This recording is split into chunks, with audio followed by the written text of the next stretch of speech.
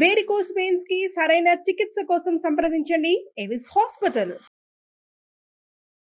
నమస్తే రమ్మగారు. నమస్తే జయ. అరేబియన్ నైట్స్ వీటిలో నుంచి కొన్ని కథలు చెప్పేవారు రమ్మగారు. ఏదైనా ఒకటి చెప్తారా? అబుకీర్ అబుసీర్. ఏంటి రమ్మగారు? సరిగ్గానే విన్నావు నువ్వు. అబుకీర్ అబుసీర్. అబు వాళ్ళ కామన్ నేమ్, ఒకటి కీరు ఒకటి సీరు. ఓకే. ఇద్దరు అబ్బాయిలు. అబుకీర్ అనేవాడొకడు, అబుసీర్ అనేవాడొకడు. ఇది అలెగ్జాండ్రియా అనే ఒక నగరంలో ఉండేవాళ్ళట. ఈ అబుకీరు కలంకారీ పనివాడు, అబుసీర్ అనేవాడు మంగలి, బార్బర్. పక్క పక్క దుకాణాలు. ఈ అబుకీర్ అనే కలంకారీ పనివాడు దొంగ. ఓ, సరే పని దొంగ వాడు. పనులు వచ్చు వాడికి, కానీ చేయడు. ఎవరైనా బట్టలు ఇచ్చి రంగేయమంటే రేపేస్తా, మాపేస్తా, ఎల్లుండేస్తా, అవతల ఎల్లుండేస్తా అని వాడికి డబ్బులు అవసరమైతే ఈ బట్టలు అమ్మేసి అది తినేసి తాగేసి అవతల వాళ్ళు వచ్చి అడిగితే, మా ఆవిడకి చాలా ప్రాబ్లంగా ఉంది, మా అత్తగారికి అసలే జబ్బు చేసింది, బట్టలు బయట ఆరేసాను, ఎవరో ఎత్తుకుపోయారు, ఏదో చెప్పేసేవాడు. పని చేసేవాడు కాదు, కానీ వాడికి పర్ఫెక్ట్గా వచ్చు. పనివాడు కాదు, పని దొంగతనం అనమాట. పనివాడితనం ఉండి పని దొంగతనం కూడా ఉంది. మా పక్కన నేను బట్టలు ఆరేస్తే పక్కన మంగళవాడు ఎత్తుకుపోయాడని పక్కన ఉన్న వాడి మీద కూడా చెప్పేవాడు. దాంతో ఏమైంది, క్రమంగా వాడికి ఎవరు జనాలు పోట్లాటకు వచ్చేవాళ్ళు. ఓ 2 లెంపకాయలు కొట్టి తర్వాత వాడి దగ్గర నుంచి ఏమీ రాదు. దుకాణం నుంచి పీక్కుపోవడానికి కూడా ఏమి ఉండేవి కాదు వాడి దగ్గర. దుకాణం జప్తు చేయడానికి కూడా ఏముంటుంది, అక్కడేం లేవు. దాంతో పెద్ద మనిషి అయిన వాళ్ళేమో ఊరుకునేవాళ్ళు, చిన్న వాళ్ళైతే 2 తిట్లు తిట్టి 3 దెబ్బలు కొట్టి కొంచెం అల్లరి చేసి గోల్ చేసి ఊరుకునేవాళ్ళు. అట్లా పోయేది. అయితే క్రమంగా వాడి దగ్గరకు వచ్చేవాళ్ళు తగ్గిపోయి, వాడి దగ్గర ఉన్న నిలవలు తగ్గిపోయి ఏమీ లేకుండా బిచ్చం ఎత్తుకునే స్థితికి వచ్చాడు. వేరేది అబూసీర్ అన్నవాడు మంగళవాడు తన దగ్గరకు వచ్చిన వాళ్ళకి చక్కగా పని చేయటం, ఉండగా వాడికి స్నానం చేయించడము, మర్దనలు చేయటము. మంగళంటే చాలా రకాల పనులు వస్తాయి. ఆ కాలంలో మరీ ఎక్కువగా ఉండేవి. సంపాదించుకునేవాడు కొద్దిగా, చాలా కాదు వచ్చేది. ఏదో కొంచెం జాగ్రత్త పెట్టుకునేవాడు. ఒకనాడు ఈ కలంకారీ పనివాడు వచ్చి ఈ మంగళవాడి వాకిట్లో కూర్చుని తెగ ఏడ్చాడు. నాకు అన్నానికి కూడా లేదు, నేను చచ్చిపోతున్నాను, చచ్చిపోయేలాగా ఉన్నానంటే ఇతను అన్నాడు, బార్బర్ అబ్బాయి అబుసీర్ అన్నాడు, మనం అదేమిటి ఎన్ని ఏళ్ళుగాను పక్క పక్క ఇళ్లలో పుట్టి పెరిగాం, పక్క కొట్లల్లో ఉన్నాం, స్నేహితులం మనం. నీకు లేకుండా పోతే నా దగ్గర లేదా, మా ఇంట్లో దీను అవసరాలు నేను గడుపుతాలే, నీకు ఏదైనా పని దొరికేదాకా అని ఎన్నాళ్ళలో తమ దగ్గర ఉంచుకున్నాడు. ఆ కాలపు పిచ్చితనాలో ఏమో అంతే. వాడి తిండి వాడి హాయిగా ఏ పని చేయకుండా వీళ్ళింటో తిని ఏదైనా 10 రూపాయలు కావాలంటే వీడినే అడిగి, బట్టలు ఏమైనా కావాలంటే వీడితోటే కొనిపించుకుని అట్లా చేసేవాడు. మొత్తం ఆధారపడ్డాడు. క్రమంగా అబుసీర్ పని కూడా దాచుకున్నవన్నీ అయిపోయినాయి. ఏ రోజైనా వస్తే తింటాం, లేకపోతే ఊరుకోవటం లాగా అయ్యింది. అయ్యేసరికల్లా ఒకనాడు అన్నాడు, ఏమి డబ్బులు లేవురా నాయన, నువ్వు నా మీదే ఉన్నావు, పాపం నీకు కూడా ఏమీ చేయలేకపోయేలాగా ఉన్నాను నేను అనేసరికల్లా ఈ అబుకీర్ అన్నాడు, చిచ్చి దరిద్రం ఎన్నాళ్ళరా అన్న, మన ఇద్దరం కలిసి ఏదైనా వేరే దేశం వెళ్ళిపోదాం, నా పని నేను చేసుకుంటాను, నీ పని నువ్వు చేసుకో, పడవల మీద వెళ్ళిపోదాం, ఎన్నాళ్ళ నీ ఊళ్ళో ఉంటాం, దిక్కుమాల ఊరు అని అనుకొని, సరే ఇద్దరికి సామాన్లు, వాడి మంగళపొది, వాడు ఒకడికే మంగళపొది, రెండో వాడికి సామాన్లు ఏం లేవు, కొత్త కొత్తగా రంగులు కొని కలపగలడు, వాడికి ఏం లేదు, ఓ చిన్న బట్టల మూట పట్టుకుని వీడు ఇద్దరు కలిసి ఏదో వేరే దేశానికి బయలుదేరుతున్న ఓ పడవ ఎక్కి వేరే దేశానికి వెళ్ళిపోయారు. ఆ పడవ మీద తినటానికి తిండి కూడా ఏర్పరచుకోలేదు వీళ్ళు, డబ్బులా ఏమీ లేవు. పడవ మీద ఓ పక్కన దానికి పడవకి డబ్బులు మాత్రమే వీళ్ళ దగ్గర ఉన్నవి. డబ్బులు ఇచ్చి పడవ ఎక్కేశారు, చెరో పక్కన కూర్చున్నారు. అయితే ఏమైంది, వాడు ఎంతసేపు పడుకుని ఉండటమే అబుకీర్. ముందు నుంచి అతనికి పడుకుని ఉండే అలవాటు కదా. ఈ సీరు అటు ఇటు తిరుగుతూ ఒక ఆయన ఎవరో కూర్చుని గడ్డను గోక్కుంటుంటే అన్నాడు, బాబు ఏంటండి గడ్డం చేసుకోకుండా అట్ట ఉన్నట్టు, ఇక్కడ ఎవరు చేస్తాడరా గడ్డం అన్నాడు. నేను చేస్తానండి అని ఇతను ఏం చేశాడు, తన మంగళపొద్దు తీసిపోయి ఆయనకి షేవింగ్ చేశాడు. చేసరికల్లా ఆయన డబ్బులు ఇవ్వబోయాడు. డబ్బులు ఇవ్వబోతే అతను అన్నాడు, వద్దండి బాబు, నేను నా స్నేహితుడు ఆ ప్రయాణం అంతా అయ్యేదాకా తిండి లేకుండా ఉంటాం ఈ 10-15 రోజులు, మరి ఏదైనా తిండిపించండి అనేసరికల్లా ఆయన 4 రొట్టెలు అవి ఏవో ఇచ్చాడు. అవి పుచ్చుకుని వెళ్ళి అబుకీర్ని లేపాడు. ఒరే లేవరా నాయన మిత్రమా, ఆహారం దొరికింది మనకంటే, వీడికి ఉందో లేదో చూడకుండా వాడు మొత్తం తినేసాడు. తినేసేసి మళ్ళీ పడుకున్నాడు. ఇతనికి మళ్ళీ తిండికి డబ్బులే ఏది, ఇక్కడ అవకాశం లేదుగా. మళ్ళీ మెల్లిగా వెళ్ళి పడవలో ఉన్న వాళ్ళకి ఒక్కొక్కళ్ళకి గడ్డాలు చేయటం, అందరి దగ్గర నుంచి తిండి సంపాదించుకున్నాడు. ఒక 15-20 రొట్టెలు, ఓ 25-30 దోసకాయలు, అప్పుడు అవి బాగా ఉండేవన్నమాట. ప్రతి వాళ్ళు వాళ్ళ తిండి వాళ్ళు తెచ్చుకునేవాళ్ళు. ఇక రొట్టె ఆ, దోసకాయ. రొట్టెలు దోసకాయలు కాస్త ఇంత వెన్న, ఆ తర్వాత ఏమో ఏవో 3-4 రకాల తీయటి పదార్థాలు, కొద్దిగా డబ్బులు, రూపాయలు కూడా పావలాలు కూడా దొరికినాయి. ఓకే. పావలాలు దాచుకుని ఈ ఆహారం అంతా పట్టుకెళ్ళి స్నేహితుడి దగ్గర పెడితే వీడి కోసం ఉందో లేదో చూడకుండా వాడే తినేయటం. ఉమ్. అయితే ఏమైంది, ఒకనాడు ఓడ సరంగుకి మెడ ఏదో పట్టేసి ఓ. ఆయనకి పోయి గడ్డం చేసి ఆ మెడ కాస్త బాగా మర్దం చేస్తే ఆయన మెడ వదిలేస్తే ఆయన అన్నాడు, ఏమిట్రా నాయనా ఏంటి మీ సంగతి సందర్భం అంటే, మాకేం లేదండి అందుకని మేము ఇద్దరం ఇట్టా వచ్చాం, మా స్నేహితుడికి పైచెప్పు జబ్బుగా ఉంది, వాడు లేచి తిరగలేకపోతున్నాడు. సాధారణంగా సముద్రం మీద సీ సిక్నెస్ వస్తుంది కదా, వస్తుంది, వాడు నాకు పైత్యంగా ఉంది నేను రానంటాడు, తింటాం పడుకోవటం అంతే. వీడు తెచ్చి పెడుతున్నాడు, వాడు తింటున్నాడు అనేసరికల్లా ఆయన అన్నాడు, అయ్యో అలాగే ఉంటుందిలే మెల్లిగా తగ్గుతుంది, ఇవాళ నుంచి సాయంత్రం పూట మీ తిండి నాతోటే, నువ్వేం సంపాదించుకుంటావు అది సంపాదించుకో, సాయంకాలం మాతో పాటు తిందువు కానీ, నా కోసం వండుతారు కదా, సరంగా అంటే పెద్ద పోస్ట్ కదా, ఆయన కోసం రోజు సాయంత్రం వండుతారు, అది ఆయన పెడతాను రమ్మన్నాడు. వీడు పోయి ఫ్రెండ్ దగ్గరికి వెళ్ళి ఆహార పదార్థం అంతా పట్టుకెళ్ళి, ఒరే నాయన ఇవన్నీ తినద్దు, పిచ్చి తిండి, ఇప్పుడు దాచుకుందాము, మనం ఊరెళ్ళాక వీటిని వాడుకోవచ్చు, ఆ రొట్టెలు అవి పాడవు నిలబట్టే బన్నులు లాంటివి, అదే మరి స్వరంగు గారు మన భోజనానికి రమ్మన్నాడు. అనేసరికల్లా నా ఒక పైత్యం నేను రానన్నాడు, ఇవి తినేసి పడుకుంటానన్నాడు. సాయంకాలం ఇతను వెళ్ళాక ఆ మాట ఈ మాట మాట్లాడుకున్నాక ఆయన ఏదో కొంచెం డబ్బులు ఇచ్చి వీడికి భోజనం పెట్టి ఫ్రెండ్కి పెట్టమని ఒక పళ్ళ నిండా చక్కగా ఫుడ్ బఫే అరేంజ్ చేసి ఇస్తే వాడు అది కూడా తినేసాడు. బాగానే ఉంది. ఈ తిండి ఈ మొత్తం తిళ్ళు గిళ్ళు అన్నీ అయ్యాక ఏం చేశారు, ఈ డబ్బులు దాచుకున్న డబ్బులతోటి మొత్తం ఈ ప్రయాణం అంతా అయ్యాక ఓ ఊళ్ళో దిగాక ఒక సత్రంలో ఉన్నారు. ఇతను మంగళపది పుచ్చుకెళ్ళి బయట మెల్లిమెల్లిగా చేసుకొచ్చేవాడు అవి ఇవి. అబుకీర్ మాత్రం అలాగే పడుకుని ఉండేవాడు.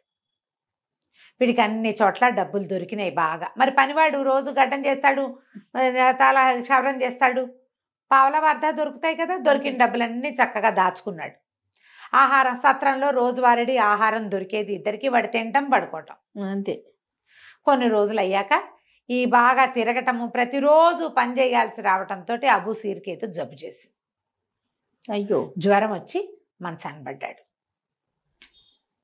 మంచాన పడితే ఏమన్నాడు, నాకు ఒంట బాగుండలేదు, కాస్త నా స్నేహితుడిని కనిపెట్టుండు, వాడికి ఏదైనా తిండి అది తెచ్చిపెట్టు అని పడకబెట్టేశాడు. ఆ దర్వానికి చెప్పాడు, సత్రంలో ఉన్న దర్వానికి. సరే ఆ రోజు తను బయటికి వెళ్ళినప్పుడు తన ఫ్రెండ్ని దేఖబాల్ చేయడానికి కూడా దర్వానికే చెప్పేవాడు, మధ్యాహ్నం కాస్త టీ తెచ్చిపెట్టు, సాయంత్రం తాగడానికి పానీయం తెచ్చిపెట్టు మావాడికని. ఆ దర్వాన్ని ఈ లోపల పడుకున్న వాడిని చూస్తున్నాడు, వీడికి ఏం పోయేకాలమో దుఃఖలా ఉన్నాడు, తినేసి పడుకుంటాడని అనుకునేవాళ్ళు కానీ ఊరుకునేవాళ్ళు. వీడు చెప్పినప్పుడు మనకేం పట్టింది అంతే. అయితే ఏమైంది, క్రమంగా ఒక 3 రోజులు 4 రోజులు ఈ అబూసీరు లేవకపోయేసరికల్లా రోజువారీ వచ్చే ఆహారం రాక ఈ అబుకీర్ నిద్రలేచి చూసుకున్నాడు. చూసుకుని ఏం చేశాడు, అటు ఇటు వెతికి తిండేమీ లేదు. ఇతను మంగళపొదికి పక్కన ఒక చిన్న సంచిలో డబ్బులు పెట్టుకుంటే ఆ డబ్బులు మొత్తం పట్టుకెళ్ళిపోయాడు. ఈ లోపల పడిపోయి మంచాన పడి ఉన్న వాడి పరిస్థితి ఏమవుతుందో ఆలోచించల, తన సంగతి తను చూసుకుంటాడు అంతే. వాడు బయటికి వెళ్ళిపోయి డబ్బులు బాగా ఉన్నాయి, శుభ్రంగా ఏదో దొబ్బి తిన్నాడు, ఎక్కడో చోట బాగా కొనుక్కుని తినేశాడు. బట్టలు బాగుండలేదని 4 రకాల బట్టలు కొనుక్కున్నాడు, 2 జతల బట్టలు కొనుక్కుని తిరుగుతున్నాడు ఊళ్ళో. పాపం అంతకుముందు ఈ అబూసీరు ఊర్లో తిరుగుతూ నగరం ఎంతో బాగుంది, తిరుగుదాను రా, సాయంకాలం బయటకు వెళ్దాను రా అని ఎంత అడిగినా వచ్చేవాడు కాదు. స్నేహితుడు వాడిని పోషించాలి, వీడి లక్షణం ఇది. ఈ బయటికి వెళ్ళిన అబుకీర్ ఏం చేశాడు, తిరుగుతూ ఉంటే ఓ చోట రంగులు కలంకారీ దుకాణం కనపడి అక్కడ బట్టల కోసం చూసినప్పుడు అతను 2 గమనించాడు. ఒక తెల్ల వస్త్రాలు నీలం వస్త్రాలు 2 రకాలే ఉన్నాయి ఆ ఊళ్ళో. ఊరంతా వైట్ డ్రెస్ వేసుకున్న వాళ్ళు, బ్లూ డ్రెస్ వేసుకున్న వాళ్ళు కనపడుతున్నారు కానీ వేరే రంగే లేదు. ఆ కలంకారీ దుకాణానికి వెళ్ళి ఒక తెల్లటి కర్చీఫ్లు కొనుక్కున్నాడు. వీటికి రంగు వేసి ఇవ్వమని అడిగితే బ్లూ కలర్ వేస్తానన్నాడు. వేయటానికి ఎంత ఒక దినారం అడిగాడు. దినారం ఏమిటి, పావలాకు వేస్తాము, కర్చీఫ్కి రంగు వేయటానికి పావలా చాలు మా ఊళ్ళో అంటే నేను వేయనన్నాడు ఆయన. దినారం నీలం రంగే వేస్తాను, దినారం అంటే కనీసం అట్టటివి 10 తాన్లకు రంగే వేయచ్చు ఆ దినారంతో. ఓహో అదేమిటి ఇంత ఖరీదుగా ఉంది, ఎందుకుందంటే మేము ఇక్కడ ఇంతేనన్నాడు. సరే ఎర్ర రంగు వేసి అంటే ఎర్ర రంగు లేదు. అదేం రంగు, ఎర్ర రంగు లేదు, ఓన్లీ బ్లూ. వాళ్ళకి రంగులు రావు కలపటం. అదే అప్పుడు వీడు ఏమన్నాడు, అయ్యో బోళ్ళు రంగులు ఉంటాయి, ఎన్నో రంగులు ఉన్నాయి, ఈ రంగులన్నీ కలపటం నాకు వచ్చు, నన్ను పనిలో పెట్టుకో, ఈ రంగులన్నీ నేను నీకు చేస్తా. అంటే మేము బయట ఊరు వాళ్ళని పెట్టుకోమన్నాడు వాడు. నీకు రాదు, నన్ను పెట్టుకోని అంటావు ఎట్లా? పక్క దుకాణం, ఆ పక్క దుకాణం అడిగాడు. ఎన్ని దుకాణాలైనా ఈ రంగులు వేసే వాళ్ళకి ఓన్లీ వైట్ అండ్ బ్లూ అంతే, ఇంకో రంగు రాదు, కొత్త వాడిని వాళ్ళు పెట్టుకోరు. బాగుంది. ఒళ్ళు మండిపోయింది. ఏంటిది, ఈ పద్ధతి ఏమీ నచ్చలేదు నాకు అని చెప్పి నన్ను రాజుగారి దగ్గరికి తీసుకెళ్ళమని ఆ వాకిట్లో అక్కడ తిరిగే సైనికులను ఎవరినో అడిగారు.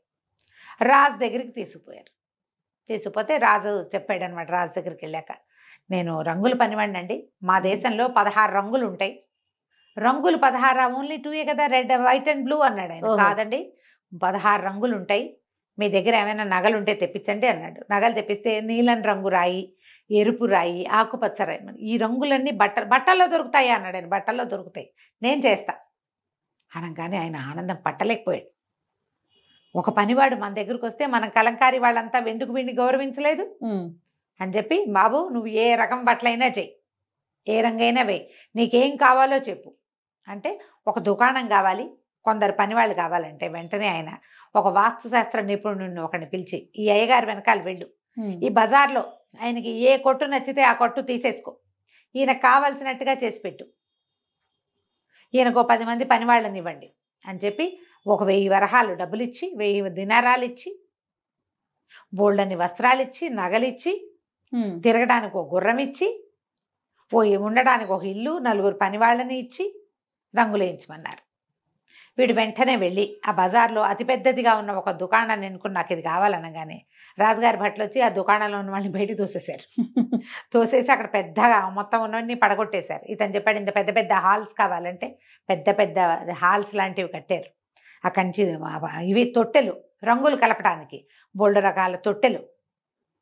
ఇతను తన దగ్గర ఉన్న కొద్దిపాటి సొమ్ముని ఖర్చు పెట్టి రంగులకు కావాల్సిన కెమికల్స్ అన్నీ కొనుక్కున్నట్టు. కెమికల్సే కదా కలర్స్. తర్వాత కొన్ని రకాల పదార్థాలు కొన్నాడు. కొని ఈ కుర్రాళ్ళు 10 మందిని ఇచ్చారుగా పనివాళ్ళు, వాళ్ళకి ఏ రంగు ఎలా కలపాలో నేర్పించాడు. ఒక 2 నెల పట్టింది, 1 మంత్ పైనే పట్టింది ఈ పనికి. మరి ఇల్లు కట్టడం అవన్నీ పడతాయి కదా. తర్వాత ఏం చేశాడు, అన్ని తొట్టెల్లో రకరకాల రంగులు కలిపి రాజుగారు కొన్ని వేల తాన్లు పంపించాడు వీడికి. ఒక్కొక్క తాన్ని ఒక్కొక్క రంగులో ముంచి అన్ని తాన్లు బయట ఆరేయించాడు. ఊరు వాళ్ళంతా డంగైపోయారు, ఏమిటి బట్టలని. వాళ్ళకి తెలియదు, బ్లూ అండ్ వైటే తెలుసు. కొన్ని ఎరుపు, పసుపు, లేత ఎరుపు, లేత పసుపు, నలుపు, నీలం. వాళ్ళు తెలిసింది ఒక బ్లూయే. ఇక్కడ 36 బ్లూలు ఉన్నాయి, ఆకుపచ్చలు, పసుపచ్చలు. అసలు రాజుగారు అయితే అసలు ఆయన ఆనందం చెప్పనలవి కాదు. ఆ బజార్ అంతా రంగులు మయమైపోయింది. 3వ రంగు తెలియని వాళ్ళకి ఇన్ని రకాల రంగులు కనపడేసరికి ఎంత ఆనందించేశాడో ఆయన. ఇహ కలంకారీ దుకాణం పెరిగిపోయింది. వీడి జీవితం ఇలా అయిపోయింది. అక్కడ వాడేమయ్యాడో చూద్దాం, అక్కడికి వెళ్దాం. అక్కడ ఏమైంది, 4-6 రోజుల పాటు ఆ గదిలో నుంచి ఎవ్వరూ బయటికి రాల. ఈ అబుకీర్ గాడు డబ్బులు పుచ్చుకుని వెళ్ళిపోయిన తర్వాత ఒక 4-5 రోజులు గడిచిపోయాక ఆ దర్వానికి డౌట్ వచ్చింది. ఏంటి ఎవడు వెళ్తున్నట్లేదు, వస్తున్నట్లేదు, డబ్బులు ఇవ్వకుండా లేచక్కపోయారా వీళ్ళు, అసలు ఎవరైనా ఉన్నారా చూద్దామని తలుపు తీసుకుని వస్తే ఏముంది, శల్యావశిష్టంగా మంచానికి అంటుకుపోయి పాలిపోయి చచ్చిపోవడానికి సిద్ధంగా బూడిద రంగులో ఉన్నవాడు ఒకడు. ఆ గదిలో ఆహారం లేదు, గాలి లేదు, వెలుతురు లేదు. ఆయన దీపం వెలిగించి తీసుకొచ్చి చూస్తే ఏముంది, చచ్చిపోవడానికి సిద్ధంగా ఉన్నాడు. గబగబా ఆయన ఏం చేశాడు, కొంచెం జావ కల్పించి తీసుకొచ్చి చచ్చిపోయేలా ఉన్నవాడికి జావ పట్టించి లేవదీసి కూర్చోబెట్టి నాయన ఏమిట్రా నీ సంగతి అంటే, డబ్బులు ఉన్నాయండి, అక్కడెక్కడ ఉన్నాయి, డబ్బులు లేవు, గిబ్బులు లేవు, మంగళపది ఒకటే ఉంది. ఆయనకు అర్థమైంది ఆ 2వ వాడు వీడిని మోసం చేసి పారిపోయాడని. కానీ ఆ దర్వాను అంతకు ముందంతా వీళ్ళిద్దరు స్నేహితులు ఇక్కడ వచ్చి ఉంటే, ఒకడు పనిచేసి 2వ వాడిని పోషించింది 1 రోజులు, 2 నెలలు, 3 నెలలు చూశాడు కదా. అందుకని ఆయన ఏం చేశాడు, నువ్వేం డబ్బుల గురించి బాధపడు, సంపాదించాక ఇద్దు కానీ వైద్యం చేయించుకొని ఓ వైద్యుడిని పిలిపించి వైద్యం చేయించి రోజు ఇతనికి జావా, తిండి, తిప్పలు, పద్యం, పానం చూశాడు. 1 నెల దాటాక ఏం కోలుకున్నాడు. కోలుకొని మెల్లిగా మళ్ళీ మంగళపది పుచ్చుకుని పనికి బయలుదేరాడు. ఆ నగర్లో అక్కడికి ఇక్కడికి తిరిగి 4 రాళ్ళు వెనకేసుకున్నాడు. మళ్ళీ పనిలో పడ్డాడు. 2 నెలలు, 3 నెలలు గడిచిపోయింది. ఒకనాడు ఏమైంది, బట్టలన్నీ పాత గుడ్డలు అయిపోయినాయి, ఏమైనా బట్టలు కొనుక్కుందామని కలంకారీ దుకాణాల వైపుకు వెళ్ళేసరికల్లా ఏమైంది, పెద్ద దుకాణంగా ఉండి రంగుల రంగుల బట్టలు బయట ఆరేసి ఉంటే ఆ మొత్తం చుట్టుపక్కల కొట్ల వాళ్ళందరూ ఇతని దగ్గర చేరారు. మళ్ళీ బాబు మాకు నేర్పించంటే అందరినీ తగిలేసాడు వాడు. నేర్పించట్లా ఎవరికి, మీరు వైట్ బ్లూనే వేసుకోవాలి, నా రంగులు నావే, నేను ముందే చెప్పాను, మీరు రాలేదు కదా, మీరు నన్ను చేర్చుకోవాలి ఒకటి కూడా, ఇప్పుడు నేను ఎందుకు చోటు పెడతాను మీకు, వాడు ఆ చోటు పెట్టే రకం కాదు అని తగిలేశాడు. వాడు ఒక్కడిదే రాజ్యం నడుస్తుంది, మిగిలిన వాళ్ళంతా వేరే పనులు చేసుకుంటున్నారు. అలో లక్ష్మణ అని అందరూ వీడి దగ్గరే కొనుక్కుంటున్నారు గుడ్డలు. సరే ఇతను ఏం చేశాడు, అక్కడ ఒకే ఒక పెద్ద కలంకారీ దుకాణంగా కనపడుతున్న ఆ దుకాణానికి వెళ్ళాడు.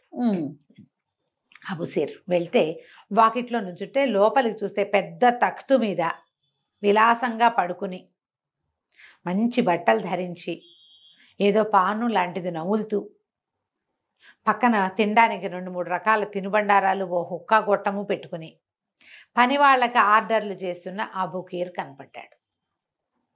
కనపడేసరికి ఇతను ఆశ్చర్యపడ్డాడు, మనవాడే వీడు, పూర్వం ఇంతలాగానే దుఃఖలాగా ఉండేవాడు. అవును, ఈ రంగురంగుల బట్టలు కూడా తెలుసు తనకి. ఆ గుమ్మంలో నిలబడి ఏమనుకున్నాడు, నన్ను చూడంగానే వాడు తనని ఆదరిస్తాడని అదని భావించాడు. కానీ వాడు ఎప్పుడైతే వాడి దృష్టి వీడి మీద పడిందో, కలంకారీ వాడి దృష్టి బార్బర్ వాడి మీద పడంగానే వాడు పెద్దగా కేకలు పెట్టి, సైతాన్ వచ్చావా, మళ్ళీ నా దుకాణంలోకి అడుగు పెట్టద్దన్నానా అని చెప్పి, ఒరే వీడిని కొట్టండి రా, తంపండి రా అని కేకలు పెట్టి, అతని దగ్గర నల్ల పని వాళ్ళు కొంతమంది ఉన్నారు, రాజుగారు ఇచ్చిన బానిసలు, వాళ్ళతోటి వీప్ మీద 100 కొరడా దెబ్బలు, పొట్ట మీద 10 కొరడా దెబ్బలు కొట్టించి బయటికి విసిరేయించాడు. అయ్యో, రోడ్డు మీద పడిపోయాడు దెబ్బలతోటి. జనమంతా అయ్యో అయ్యో అంటున్నారు. ఏమనుకుంటున్నారంటే వాళ్ళు వీడికి ఏదో పగ. అంతకుముందు పక్కన కలక్కారి వాళ్ళు కొట్లో వాళ్ళు వచ్చినప్పుడు కూడా ఈయన అలాగే పరుషంగా ప్రవర్తించాడు. ఆ రోడ్డు మీద పడేసిన వాడిని ఎవడో ఒకసారి ఈ గడ్డం చేయించుకున్న వాడు ఒకడు చూసి, ఏమిటో ఇక్కడ పడిపోయావని ఏదో బండెక్కించుకుని తీసుకుపోయి ఆ సత్రం దగ్గర వదిలిపెట్టాడు. ఆ ఒడ్డు మీద ఉన్న దెబ్బలతోటి ఈడ్చుకుంటూ లోపలికి వెళ్ళాడు. పాపం మెల్లిగా ఏదో మందు వేసుకుని సరి చేసుకున్నాడు. 5-6 రోజుల తర్వాత అనిపించింది, స్నానం చేద్దాం, ఈ ఒళ్ళంతా చాలా బాధగా ఉందని స్నానశాల కోసం బయలుదేరితే స్నానశాల ఎక్కడుందంటే సముద్రానికి వెళ్ళి స్నానం చేయమంటున్నారు అందరూ. అదేమిటి ఈ ఊళ్ళో స్నానశాల లేదంట, స్నానం చేయటం ఏమిటి, శాలలు ఒకటి ఉంటాయి ఆ స్నానాలకి అని అందరూ అడగటమే. అప్పుడు ఇతనికి అర్థమైంది, ఈ ఊళ్ళో స్నానశాల లేదు, క్షౌరశాలలు మాత్రమే ఉన్నాయి. అప్పుడు ఏం చేశాడు, ఈ దర్వాన్ ద్వారా నన్ను రాజుగారి దగ్గర పంపించు, నేను చెప్తానని రాజుగారి దగ్గరికి వెళ్ళాడు. మీ ఊళ్ళో స్నానశాలలు లేవు అని. అదేమిటి ఆ పదార్థం అని అడిగాడు రాజు. ఒకడేమో రాజు దగ్గరికి వెళ్ళాడు, రంగులేసాడు, వీడు స్నానాలు చూపిస్తాడు. ఏం చెప్పాడంటే, కాదండి స్నానం వల్ల చాలా సుఖంగా ఉంటుంది, అద్భుతంగా ఉంటుంది, మా ఊళ్ళో ఇలా చేస్తారు అని చెప్పి ఆయనకి క్షవరం చేసి ఆయనకి మసాజ్ చేశాడు వీపు మొహం. ఆయన ఏంటి ఇట్లా గాల్లో తేలిపోతున్నట్టుంది, నాకు దీనికి ఇలా బాగుంటుందండి, స్నానం చేస్తే ఇంకా అద్భుతంగా ఉంటుంది, ఫలానా ఉండాలి, అవి ఉండాలి, ఇవి ఉండాలి, అలా ఉండాలి, దాని అనుభవం ఇంత అంతా కాదు, సముద్రంలో స్నానం చేస్తే ఏమొస్తుంది అని డామ్డూమని చెప్పేసరికి రాజుగారు చాలా ఆశ్చర్యపోయి, దేవుటి మా దేశంలో ఇలాంటివి లేవు, అంత వెనుకబడిన దేశం, వాళ్ళకి డబ్బులున్నాయి, నగరం అందంగానూ ఉంది, ఇవి తెలియదు వాళ్ళకి, సాంకేతికత లేదు. అందుకని నువ్వు చేదు కానీ ఇదంతా అని ఇళ్ళు వాకిళ్ళు అన్నీ ఇచ్చాడు. వీడికి కూడా పెద్ద ప్లేస్ ఇచ్చాడు, నీకు ఎలా కావాలంటే అలా కట్టించుకో అని చెప్పి మళ్ళీ ఒక వాస్తు శాస్త్రజ్ఞుడిని కొంతమంది పని వాళ్ళని ఇచ్చాడు. ఇస్తే ఇతను చాలా పెద్దది తయారు చేయించాడు. లోపలికి వెళ్ళంగానే సుగంధ ద్రవ్యాలు వాసనలు రావటం, ఘుమఘుమలాడుతూ ఉండటం, చల్లగా ఉండటం, లోపల ఆవిరి రావటం, ఆవిరి స్నానం, తొట్టె స్నానం, నూనె స్నానం, మర్దన్లు, ఓ 10 మంది కుర్రాళ్ళకి ట్రైనింగ్ ఇచ్చాడు మసాజులకి. ఫస్ట్ టైం ఓపెనింగ్ రోజున రాజుగారిని లోపల తీసుకొచ్చి ఆయన్ని ఆవిరిలోకి పంపించి తర్వాత బాగా నూనె మర్దం చేసి తర్వాత మడ్ ప్యాక్ వేసి తర్వాత హాట్ వాటర్ బాత్ చేయిస్తే రాజుగారు ఎలా అయిపోయాడంటే, నా జీవితంలో ఎరగను నేను. రాజుకు ఒక గ్లాస్ పానీయం కూడా, ద్రాక్షారసం, ఈ స్నానాలు చేసినప్పుడు తాగటానికి ఒక ప్రత్యేకమైన జ్యూస్ విధానం ఉంది, అది కూడా ఇచ్చాడు. రాజు ఎంతో సంతోషించి ఒక 1000 వరహాలు 1000 దినారాలు ఇచ్చేశాడు. ఈ స్నానానికి ఎంత ఖరీదు, 1000 దినారాలంటే తను ఒప్పుకోలే. అట్లా కాదండి, అలా పెట్టకూడదు, మీరు శక్తి గలవారు కాబట్టి మీరు ఇస్తారు, బీదా బిక్కి జనం వాళ్ళకు కూడా వారానికో 10 రోజులకో నెలకో ఒక రోజు స్నానం చేయాలని ఉంటుంది. 1000 అంటే వాళ్ళు ఎట్లా ఇస్తారు? ఎవరెంత ఇవ్వగలిగితే అంత ఇస్తారు. అలా కాదు, ఎంతో కొంత వేరే అమౌంట్ పెట్టుకుంటాను నేను, ఇట్లా మీరు ఇచ్చారని అందరినీ 1000 ఇమ్మనకూడదు, అది కాదన్నాడు. కాదనేసరికి సరే ఆయన వజీర్లు వాళ్ళు వీళ్ళు అందరూ కూడా పోటీలు పడ్డారు. తలా ఒక 100 దినారాలు ఇచ్చి తలా ఒక బానిసనే ఇవ్వండి వీడికి అని చెప్పి ఎంతో మంది బానిసలను ఇస్తే వీళ్ళందరినీ నేనేం చేసుకోనండి అన్నాడు. ఆయనకి పొట్ట చెక్కలయ్యేంత నవ్వొచ్చింది రాజుగారికి. సరేలే మా బానిసలు మేమే కొనుక్కుంటామని ఒక్కొక్క బానిసకి 1000 1500 చొప్పున ఇచ్చి మళ్ళీ బానిసలను కొనుక్కుని ఆ డబ్బంతా ఇచ్చారు. నాకు ఇంతమంది అక్కర్లా, నాకు ఇంట్లో సహాయం చేయడానికి 2 మనుషులు చాలు, ఓ బండి ఇస్తామన్నారు, ఓ 2 గుర్రాలు ఇస్తామన్నారు, ఇవ్వండి. ఇక్కడ పని చేయడానికి కుర్రాళ్ళైతే వాళ్ళు కూడా నేర్చుకుంటారు. ఇంకో 2-3 స్నానశాలలు ఈ నగరంలోనే ఏర్పరచుకోవచ్చు. వేరే ఎవరైనా ఈ పెట్టదలుచుకుంటే వ్యాపారంలాగా అది కూడా చేసుకోవచ్చు అని చెప్పి మొదలుపెట్టాడు. వీడికి అందరికి సహాయం చేసే గుణం అలాంటిది. అక్కడి నుంచి 10-15 మంది 20 మంది కుర్రాళ్ళని ట్రైనింగ్ ఇచ్చాడు. ఇబ్బడి ముబ్బడిగా స్నానాలు జరుగుతున్నాయి, జనాలంతా వస్తున్నారు, 100 ఇచ్చేవాళ్ళు ఉన్నారు. ఒక్కొక్కడు అనారోగ్యంతో ఉన్నాను, నాకు చాలా బాధగా ఉంది, ఈ స్నానం చేస్తే హాయిగా ఉంటుందేమో అని నమ్ముతున్నానంటే, ఏం పర్వాలేదు చేసేద్దు కానీ నువ్వు కాకపోతే ఇంకోటి ఇస్తాడు డబ్బులని వాడి ఫ్రీగా కూడా చేయిస్తాడు వీడు. శుక్రవారాలు ఫ్రీ, మొదటి 3 రోజులు ఫ్రీ ఇచ్చాడు. ఊరంతా వచ్చి తండాలుగా చేయించుకున్నారు, పెద్దవాళ్ళు చిన్నవాళ్ళు తేడా లేకుండా. అలా ఉండేదే రమ్మగారు స్నానానికి. ఆ ఊళ్ళల్లో స్నానం అది వాళ్ళకి. మనం అరేబియన్ కథల స్నానశాలలకు వెళ్ళటం అనేది చూస్తాం. స్నానానికి వెళ్ళకూడదు, వెళ్ళాలని వెళ్ళకూడదని ఇలా సిద్ధాంతాలు ఉన్నవి కూడా ఉంటాయి. అసలు స్నానమే లేదుట వాళ్ళ జీవితంలో, చాలా తక్కువ. అంటే మరి నిజమో కాదో తెలీదు, వాళ్ళ లైఫ్ స్టైల్. ఇప్పుడు కూడా మనకులాగా రోజు పొద్దున్నే స్నానం చేయటం, ఎక్కడికైనా వెళ్తే ఫ్రెష్గా స్నానం చేసి వెళ్ళటం, ప్రార్థనకి స్నానం చేసి ప్రార్థన అది లేదు. వీళ్ళ విధానం వేరు. వాళ్ళకి ఏదో వజు అని వాష్ చేసుకునే విధానం ఉంటుంది, అది చేస్తారు తప్ప మనలాగా కాదని అంటారు. అవునో కాదో తెలీదు. అరేబియన్ కథల్లో మాత్రం పుష్కలంగా కనపడతాయి అవి. అదేలేండి.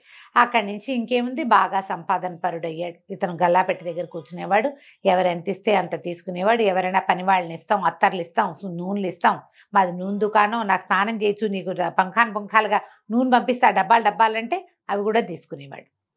రకరకాల అత్తర్లు తయారు చేసుకునేవాడు అతను.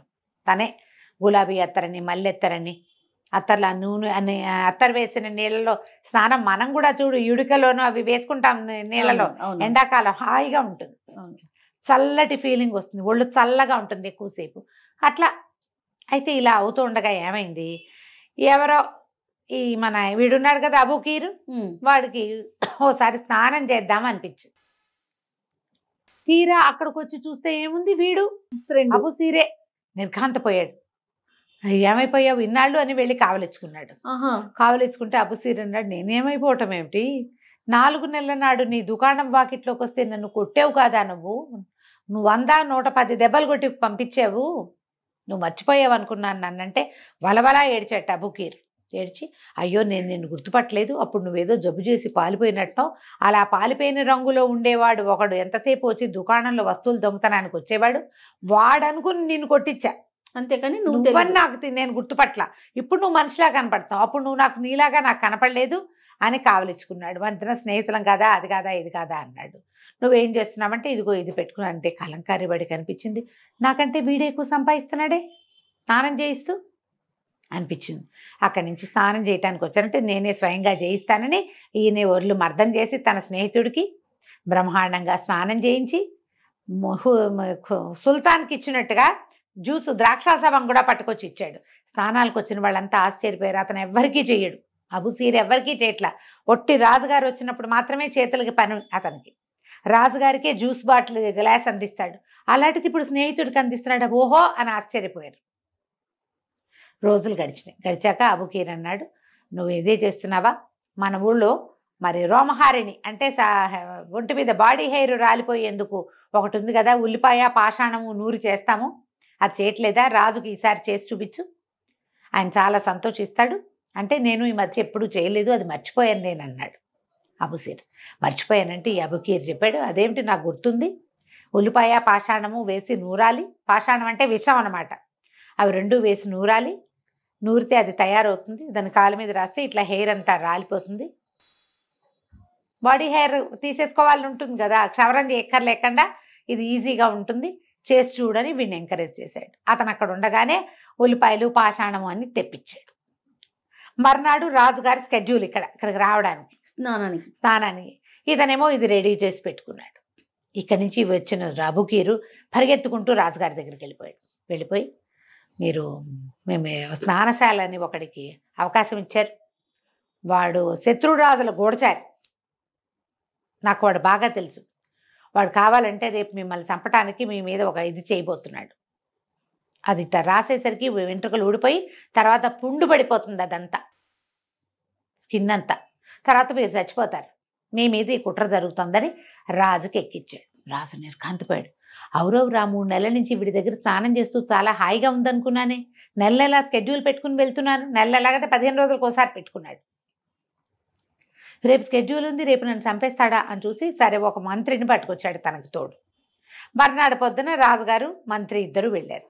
యాబుసీర్ సరదా పడ్డాడు, మీరు వచ్చారా, మీకోసమే చూస్తున్నాను, మీకోసం ఒక ప్రత్యేక పదార్థం చేస్తాను, మిమ్మల్ని సర్ప్రైజ్ చేస్తాను అన్నాడు. ఈ రాజుగారు సుల్తాను సరే ఆ సర్ప్రైజ్ ఏదో ముందు మంత్రి మీద చేసి చూపించంటే అలాగేనని యాబుసీరు లోపలికి వెళ్ళి ఆ రోమహారిని ఉంది కదా, ఏమంటారు మన అన్వాంటెడ్ హెయిర్ రిమూవర్ తెచ్చి మంత్రి గారి పిక్కల మీద రాసేసరికి పిక్క మీద హెయిర్ అంతా రాలి పడిపోగానే రాజుకు తెలిసిపోయింది, ఇదే విషయం నన్ను చంపడానికి ఏర్పరిచింది. గట్టిగా కేకలు పెట్టి ఈ ద్రోహిని బంధించండి, ఉడికే సున్నపురాళ్లతో కాలే సున్నపురాళ్లతోటి వీడిని సంచిలో వేసి కట్టి వాటిని సముద్రంలో పడేయండి అని కేకలు పెట్టాడు. అబూసీర్కి ఏం జరుగుతోందో తెలియలా. అతనికి అన్నీ అర్థమయ్యే లోపల అతన్ని మూతి బిగిచేసేసారు, కట్టేసేసారు, తీసుకుపోయి జైలు పడేసేసారు. అయ్యో. రాజుగారు ఏం చేశాడంటే సముద్రం దగ్గర రేవు దగ్గర ఒక అధికారి ఉంటాడు, సముద్రపు రేవుల దగ్గర. ఆ రేవు దగ్గర అధికారిని పిలిచి వీడు ఒకడిని పంపిస్తాం, వాడిని సున్నపురాళ్ళు కాల్చి ఆ కాల్చిన సున్నపురాళ్లతో సహా ఒక సంచిలో వేసి మూట కట్టి సముద్రంలో బారే. ఆ ఉడికే సున్నపురాళ్ళు ఈ ఉప్పు నీళ్లు తగిలి కాలిపోతాయి, వీడు లోపల ఉన్నవాడు చచ్చిపోతాడు. వాడు అప్పుడు నిప్పుతో నీరుతో రెండింటితోటి చచ్చిపోయినట్టు అవుతుంది. వాడికి ఆ శిక్ష ఇస్తున్నాను నేను, నువ్వు సాయంత్రానికి వాడిని అందులో పడేసేటప్పుడు నాకు చూపించాలి, నేను చూసేలాగా పడేయాలి. రాజుగారి తాలూకు అంతఃపురం ఒక కిటికీ సముద్రపు రేవు వైపు ఉంటుంది, ఆ రేవు మీద ఏదైనా చేస్తుంటే ఈయన కనపడుతుంది, దుర్బిని పెట్టి చూస్తాడు ఆయన. నా ఆజ్ఞ తీసుకుని వాడిని అందులో పడేయమంటే సరేనన్నాడు. వాడు ఒప్పుకున్నాడు. ఈ అబూసీర్ని రేవుకు పంపించారు. ఆ రేవు వాడెవరు, పూర్వం ఒక ఓడకి సరంగుగా ఉండేవాడు అతను. ఓడ సరంగుగా ఈ ఊరొచ్చి తర్వాత రాజుగారి ప్రాపకం సంపాదించి రేవుకి అధికారి అయ్యాడు. ఇటీవల నెల క్రితమే, 2 నెలల క్రితం వాడిక్కడికి స్నానానికి వచ్చాడు. సరంగుగా ఉన్నప్పుడు నా దగ్గర అట్టే డబ్బులు లేవు, నాకు ఇట్లా వీపులో అక్కడ పట్టేసి నొప్పిగా ఉందంటే ఈ అబూసీరు తనే స్వయంగా వాడికి మర్దం చేసి వాడి నొప్పి పోగొట్టి వాడి దగ్గర డబ్బులు తీసుకోవాలి. ఒక ఓడ సరంగు దయ వల్లే ఈ ఊరు వచ్చాను నేను, ఆ ఓడ సరంగుల దగ్గర వాళ్ళ దగ్గర నేను డబ్బులు తీసుకోను, నేను నొప్పి తగ్గింది కదా నాకు అంతే చాలు అని చెప్పి ఆ పూట భోజనం కూడా పెట్టి పంపించాడు. అతను ఇప్పుడు రేవుకి అధికారిగా ఉన్నాడు. అతను నిర్ఘాంతపోయాడు అబూసీరుని చూసి. బాబు నువ్వు ఏ నేరం చేసి ఇందులోకి వచ్చావో నాకు తెలియట్లా, నీ అంత మంచివాడిని నేను అసలు చూడలేదు. రాజహత్య నేరం మీద వేసే శిక్ష వేశారు నీకు. నేను ఉడిగే సున్నపురాళ్లతో కాలిపోతున్న సున్నపురాళ్లతోటి నిన్ను కట్టి పడేయాలి. నేను నిన్ను తప్పిస్తా, నువ్వు నాకు చేసిన సహాయం చిన్న సాయం కాదు, నెలల తరబడి బాధపడుతున్న వీపు నొప్పితో అది నువ్వు పోగొట్టావు, నువ్వు తప్పించుకో, ఈ రేవులో ఉండిపో, ఇక్కడ ఎవరికి కనపడవు, నువ్వు దీనికి లోపల భాగాల్లోకి వెళ్ళిపోవచ్చు, అక్కడ చేపలు పట్టుకుని బతుకుదు కానీ, ఏదైనా ఒక పడవ వచ్చినప్పుడు నేను నిన్ను పంపించేస్తా, ఇక్కడి నుంచి వెళ్ళిపోదు కానీ అని చెప్పేసరికల్లా అబూసీర్కి అర్థం కాల అసలు ఏం జరుగుతోంది. ఈ లోపల రేవతిగారు అన్నాడు, నువ్వు లోపలికి వెళ్ళి కూర్చో, నువ్వు అవతలపైకి వెళ్ళిపో, ఇక్కడి నుంచి నేను రాజుగారు చెప్పిన శిక్ష అమలు చేసేస్తానని సున్నపురాళ్ళు తెప్పించి ఓ సంచిలో వేసి రాజుగారికి సైగ చేశాడు. ఓ సంచి సున్నపురాళ్ళు ఉన్నాయి, అందులో ఇంకేదో ఉంది, వీడి బాడీ ఏనని రాజుగారు అనుకున్నాడు. రాజు యొక్క చెయ్యి ఊపుతూ ఉండగానే ఈ సంచిని నీళ్ళలోకి తోయించేశాడు రేవధికారి. అబూసీరే ఆ సముద్రంలో పడిపోయాడని నమ్మాడు రాజుగారు. అప్పుడు ఆయన చెయ్యి ఇట్ట ఊపుతున్నప్పుడు రాజుగారికి ఒక ప్రత్యేకమైన ఉంగరం ఒకటి ఉంది, అది ఎప్పుడు మధ్యవేలకు పెట్టుకుంటాడు ఆయన. అది దానికి మహిమలు ఉన్నాయని, దానివల్లే ఈయన రాజుగా ఉన్నాడని చాలా నమ్మకం ఉంది ఆ ఊళ్ళో. రాజు కూడా ప్రత్యేకమైన నమ్మకమే. ముందు రోజు స్నానాల కోసమని ఉంగరాన్ని తీసాడు. ఆయన స్నానానికి వెళ్ళాడు కదా, ఉంగరాన్ని తీసి ఈ విసుగులో మత్స్య వేలికి పెట్టుకోకుండా చిటికెన వేలికి పెట్టుకుని దాన్ని ఉంగరపు వేలికి పెట్టుకున్నాడు. ఇదేమో వదులుగా ఉంది. ఆయనకి దిగులు పుట్టింది కదా, 3 నెలలుగా స్నాన సుఖం అనుభవిస్తున్నాడు. వాడు సడన్ గా ఇంత పని చేశాడు, వాడు శత్రువులు గూఢచారేసరికల్లా లోపల ఒక ప్రెషర్ పుట్టదు. ఆ ప్రెషర్ లో ఈ ఉంగరాన్ని ఈ వేలికి తగిలించకుండా పక్క వేలికి తగిలించాడు. ఈ వేలు పెద్దది, ఈ వేలు చిన్నది. ఈయన చెయ్యి ఉప్పుతున్నప్పుడు ఈ ఉంగరం కాస్త సముద్రంలో పడిపోయింది. లబో దిబో ఉంగరం పోయిందని తెలిస్తే అసలు ప్రజల్లో గౌరవం కూడా పోతుంది. అది మహిమగల ఉంగరం అని అది ప్రవక్తే ఇచ్చాడని నమ్ముతారు. ఆయన రాజుగారు ఇంకా దిగులుగా ఉన్నాడు. ఆ ఉంగరం సముద్రంలో పడిపోయింది. ఇక జరిగేది అక్కడికి అయిపోయింది. ఈ అబూసీర్ ఏం చేస్తున్నాడు, అటువైపు రేవులో కూర్చుని చేపలు పట్టుకునేవాడు. చేపలు పడితే రోజువారీ ఇక్కడి నుంచి ఈ రేవులో చేపలు పట్టి రాజుగారికి పంపాలి. చేప కూర తిని చాలా రోజులైంది.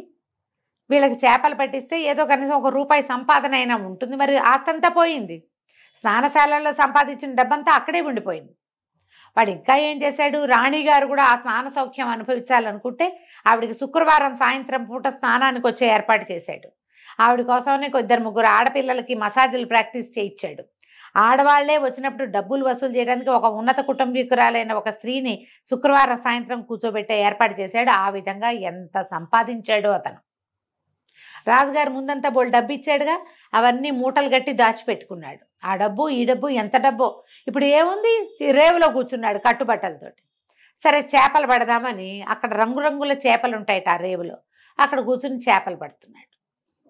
ఓ బుట్టెడు చేపలు పట్టాడు. ఓ చోట పెట్టి అందులో నుంచి పెద్ద బొచ్చ చేపను తీసి ఈ చేపను కొయించి కూర చేయిస్తే ఆ రేవు యజమానికి కూడా కాస్త పెట్టచ్చు, రేవు అధికారికి కూడా మనం కూడా తినచ్చని చేప కోసేసరికల్లా తన కత్తి మొనకి ఒక ఏదో తగిలింది. తీరా చూస్తే రాజుగారి ఉంగరం. ఆశ్చర్యపోయాడు, ఇదేమిటి ఉంగరం వచ్చిందని.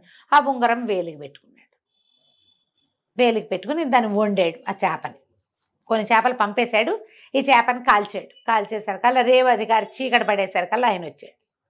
మరి కుశలంగా అనుకోవాలి కదా, పగలల్లా ఒకడే ఉన్నాడు. ఇద్దరు కూర్చుని చేప ముక్కలు తింటుంటే ఆయన చూశాడు వేలికి ఉంగరం. అరే ఈ ఉంగరం ఎక్కడిది నీకు అన్నాడు. ఈ చేపకు వస్తుంటేనే దొరికింది. ఎవరిదో ఏమో, ఎవరో సముద్రంలో పోగొట్టుకుందే, చేప మింగేసి ఉంటుంది, అదేమో మనకి దొరికింది అనేసరికల్లా ఎంత అదృష్టవంతుడు అన్నా, నువ్వు మామూలు వాడివి కాదు, నీకు అదృష్టం అక్కడ ఎన్నిసార్లు కలిసి వచ్చింది, మళ్ళీ కూడా కలిసి వచ్చింది. ఈ ఉంగరం పెట్టుకుని ఎదురుగుండా వెళ్తే రాజు నిన్నొక్క మాట అండు. ఎందుకంటే ఇది మహిమగల ఉంగరము, ఆయన పోగొట్టుకున్నాడు. ఆ లోపల అంతఃపురంలో అంతా మలగుల్లాలు పడుతున్నారు, ఉంగరం ఎట్లాగా అని నువ్వు అక్కడికి పద అని ఇతన్ని వెంబడి పెట్టుకుని తీసుకుపోయాడు. తీసుకుపోయేసరికల్లా రాజు ఆశ్చర్యపోయాడు. నువ్వు చచ్చిపోవాలి కదా, ఎట్టా బతికొచ్చావు? నేను చూస్తుండగానే నిన్ను సునపరాళ్లతో వేసి కలిపి అందులో వేశారు కదా అంటే అబూసీర్ దండాలు పెట్టాడు. పదే సలాములు చేసి చేయలేదండి, ఆ రేవు అధికారి నన్ను వదిలిపెట్టాడు, అనుకోకుండా నాకు ఈ ఉంగరం దొరికిందంటే రాజు సంతోషించాడు. నువ్వు శత్రుదేశపు గూఢచారి అనుకున్నాను, నా ఉంగరం పట్టుకొచ్చి ఇచ్చావు నాకు. నేను రాజుగా ఉండాలంటే ఇది కావాలి, ఇది లేకుండా రేపు ఆస్థానంలో నేను కూర్చోలేను, అందరూ అడుగుతారు ఇది ఎక్కడ దొరికింది, నీకు ఎట్లా దొరికింది అంటే ఇతను ఏం చెప్పి ఇదంతా చెప్పి, నేను శత్రుదేశపు గూఢచారిని ఏంటండి, నేను అలెగ్జాండ్రియా నుంచి వచ్చిన వాడిని, పేదవాడిని, ఒట్టి బార్బర్ని, అసలు బతకడానికే ఈ ఊరు వచ్చాను. కావాలంటే మీరు నన్ను తీసుకొచ్చిన ఓడ సరంగు వాడిని అడగండి. నేను ఒక సత్రంలో ఉన్న, ఆ సత్రం దర్వాన్ని 3 నెలలు నాకు అన్నం పెట్టి పోషించాడు, వాడిని అడగండి. నా దగ్గర 15-20 మంది కుర్రాళ్ళు మసాజులు నేర్చుకున్నాడు, వాళ్ళని కూడా కనుక్కోండి అనేసరికల్లా ఈయన ఒక్కొక్కళ్ళని పిలిచి కనుక్కున్నాడు. వీడు మహానుభావుడు అంటారు అందరూ. మరి కలంకారీ వాడు అలా ఎందుకు చెప్పాడు అని ఈయన అనగానే అప్పుడు వీడికి తట్టింది అబూసీర్కి. కలంకారీ వాడు అంటే అబూకీరేనా అండి అన్నాడు. అబూకీరేన్ అనేసరికల్లా ఆ అబూకీర్ ఏం చేశాడో మళ్ళీ సరంగు దగ్గర నుంచి దర్వాన్ దాకా అందరూ చెప్పారు సాక్ష్యాలు. రాజుకు మండిపోయింది. వాడు స్నేహితుడి దగ్గర తిని, స్నేహితుడితో పాటు ఫారిన్ కంట్రీ వచ్చి అక్కడ కూడా స్నేహితుడి డబ్బుతోటే తిని, వాడి డబ్బులు పుచ్చుకుని చచ్చిపోయేవాడిని వదిలిపెట్టి పారిపోయి, వాడి డబ్బుతోటే తను డెవలప్ అయ్యి, వాడు కూడా డెవలప్ అయితే ఓర్చుకోలేక వాడిని ఈ పని చేయడానికి ఇంత సాహసం చేశాడు. వీడు ఇంత పని చేశాడు అంటే అది అసలు విషం కాదండి, మీకేం భయం లేదు. మరి వజీర్ గారి కాలికి రాసే కదా, చూడండి కావాలంటే వజీర్ కారు నున్నగా ఉంది, ఆయనకేం చర్మం మీద రాల, కావాలంటే నా ఒంటి మీద రాసుకొని చూపిస్తాను అని చెప్పి తన ఒంటి మీద చేతులు కాళ్ళ మీద రాసుకున్నాడు. అదే పదార్థం. హెయిర్ పోతుంది, తొందరగా రాదు, క్షవరం బాధ లేకుండా ఉంటుంది, కత్తుగాట్లు పడకుండా ఉంటాయి. ఇది మా ఊళ్ళల్లో చేస్తారు.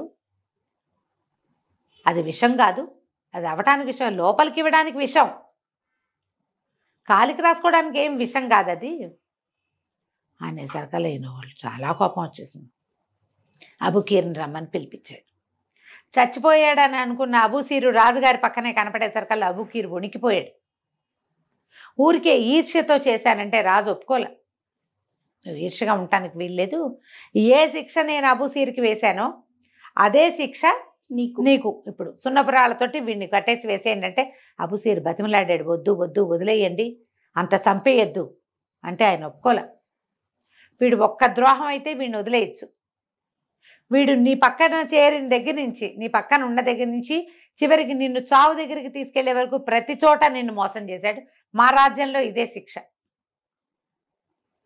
అని చెప్పి చేసేసాడు. చేసి నువ్వు నాకు మంత్రిగా ఉండు, నాకు సలహాదారుగా ఉండని అడిగాడు. వాడికేమో ఆ శిక్ష విధించేశారు అబుకీర్కి. అవి ఉండమంటే నేను ఉండనండి, నా స్నేహితుడు ఇక్కడ మరణించాడు, వాడు నాతో పాటు వచ్చాడు, నాకు ఇక్కడ ఉండటం ఇష్టం లేదు, నన్ను మా ఊరు పంపించేసేయండి అనేసరికి రాజుగారు సరేనని వాడు ఏర్పరిచిన స్నానశాల ఏర్పాట్లు తమే ఉంచుకుని ఇతనికి బోలెడంత డబ్బిచ్చి, ప్రత్యేకంగా ఓ పడవ మాట్లాడిచ్చి, ఇతను దాచుకున్న డబ్బుతో పాటు బోల్డంత డబ్బిచ్చి, కొంతమంది బానిసల్ని వాళ్ళని ఇచ్చి ఆ ఊరు పంపించాడు. అలెగ్జాండ్రియా చేరేసరికి ఒక గోతాల్లో సున్నపురాలతో మూట కట్టి ఉన్న ఒక శవం అక్కడికి చేరిందట, ఆ రేవు. అబూసీర్ తెలుసుకున్నాడు ఇది ఎక్కడిది ఏమిటి. తన స్నేహితుడిని ఆ రేవులోనే భూస్థాపితం చేసి డబ్బు దశకం పుచ్చుకొని ఇంటికి వెళ్ళిపోయాడు. తర్వాత పెళ్లి చేసుకుని సుఖంగా ఉన్నాడు. కథ కంచికి మనం ఇంటికి. బాగుందండి. నమస్తే. నమస్తే.